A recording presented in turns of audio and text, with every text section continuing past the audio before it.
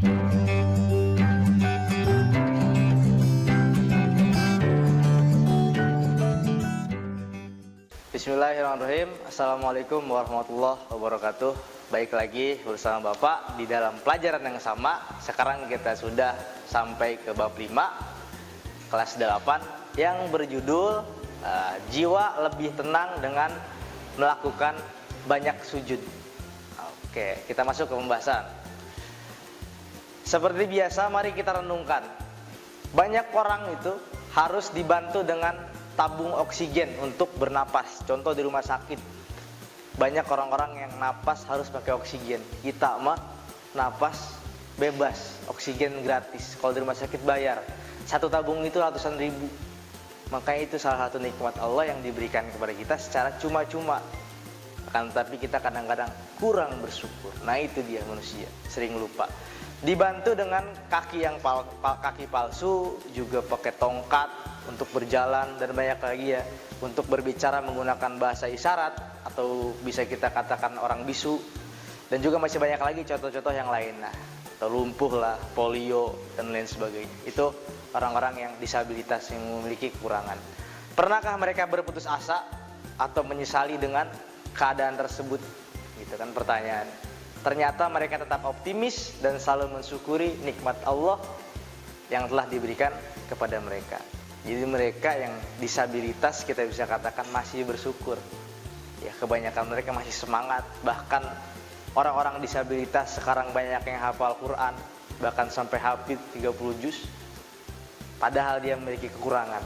Sedangkan kita yang masih lengkap apa gitu. Oleh karenanya itu dia, kita harus banyak bersyukur. Oke, dilanjut dulu. Dengan contoh tersebut yang tadi sudah Bapak sebutkan ya, orang terlahir dalam kondisi lebih sempurna mestinya harus lebih bersyukur atas nikmat Allah. Jadi ketika dilahirkan itu ada dua modal yang Allah berikan. Pertama pendengaran, yang kedua adalah penglihatan. Jadi kalau orang nggak bisa dengar, tuli, itu udah pasti bisu. Ya, kalau orang dilahirkan dalam keadaan tuli, dia pasti bisu. Kenapa? Karena dari kecilnya tidak mendengarkan kata-kata orang. Jadi kalau anak bayi, ya kita diajarin A atau ayah, ibu, dia bakal ngikutin. Karena apa? Karena dia mendengar. Jadi dua modal ini yang diberikan Allah ketika kita lahir. Itu disebutkan juga dalam Quran juz 29, kalau saya nggak salah ya, pernah saya baca tafsirnya seperti itu.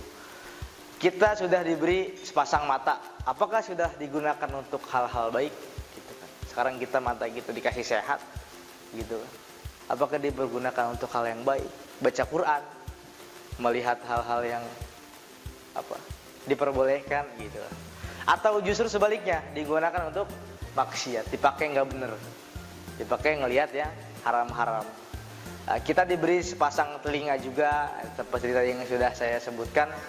Kayak Allah memberikan modal dua ketika kita lahir, pendengaran dan penglihatan. Pendengaran dan penglihatan. Pendengaran dan berbicara. Kita apakah sudah digunakan untuk mendengarkan hal-hal yang baik? Sudahkah kita menjadi orang yang bersyukur? Lanjut dulu. Nah, itu dia renungan yang harus direnungi, kurang lebih begitu. Di samping itu, seorang yang diberi nikmat berupa kesehatan bisa mensyukurinya dengan menggunakan kesehatan tersebut untuk melakukan kebaikan. Seharusnya seperti itu. Dan wahai teman-teman dan juga anak-anak yang soleh yang Bapak banggakan, menjadi orang yang pandai bersyukur itu sangat penting.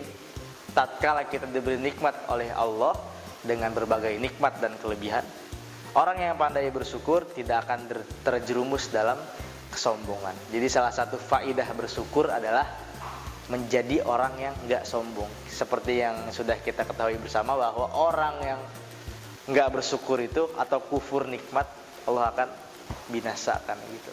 Sujud merupakan satu bentuk kepasrahan dan penghambaan diri kepada Allah. Nah, kita masuk ke materi sujud yang tadi saya udah bahas. Hanya kepada Allah sajalah manusia itu boleh bersujud.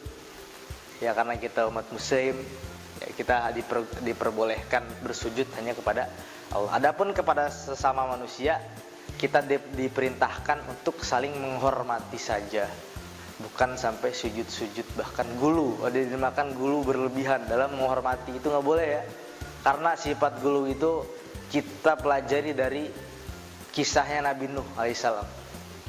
Itu ada di juz 29 ya.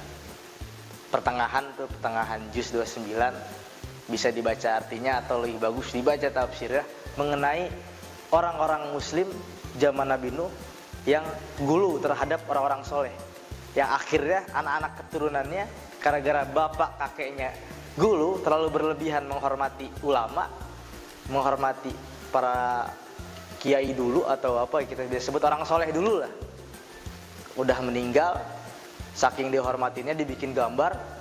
Setelah dibikin gambar kurang puas, setan ngebisikin bikin patung aja. Akhirnya dibikin patung. Udah jadi patung, setan ngebisikin lagi ke anak cucu berikutnya, generasi ke depan, udah sembah aja. Akhirnya apa? Disembah. Bahkan Nabi Nuh berdakwah selama 950 tahun ya, dalam satu riwayat. Itu di Ibnu Katsir dijelaskan, juga di tafsir As-Sa'di juga dijelaskan bahwa Nabi Nuh berdakwah selama 950 tahun, 9 abad setengah.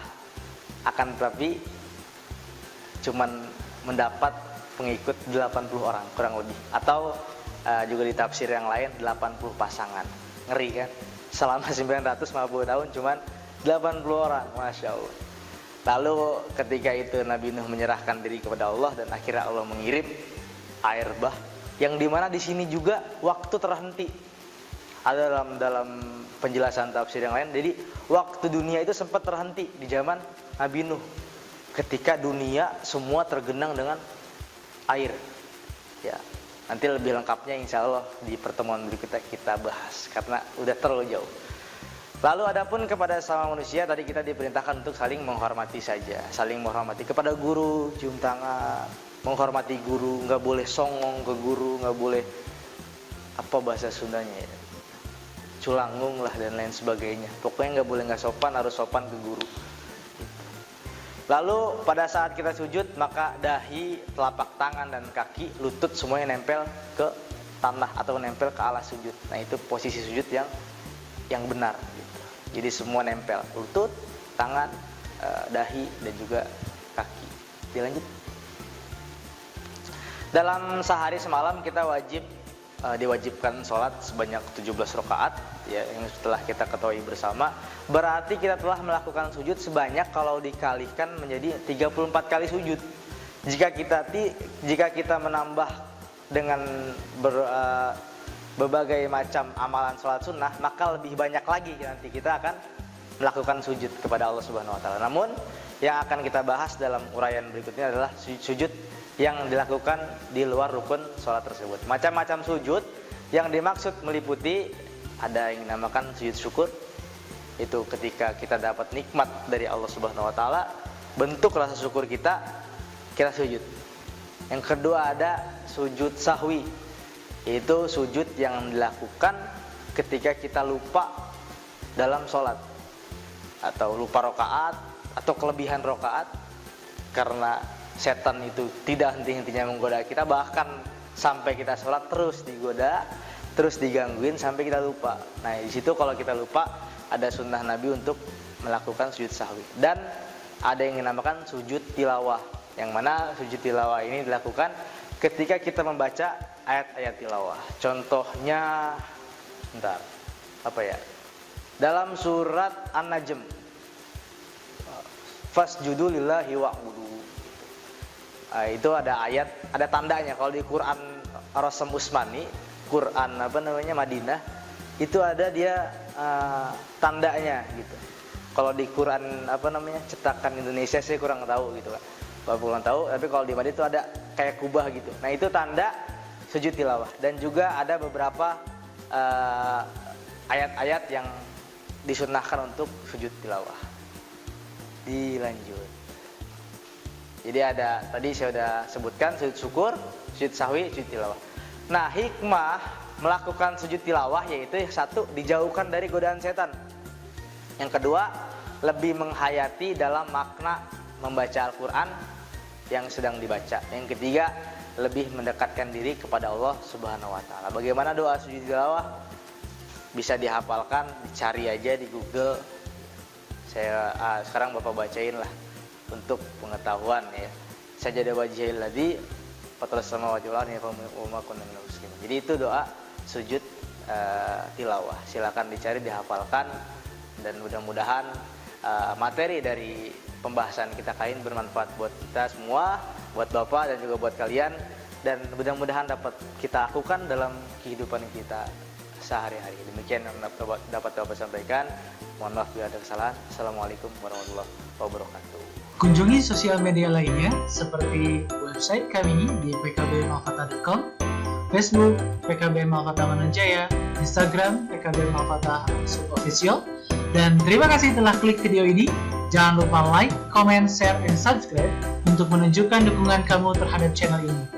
Enjoy the video PKB Malfata.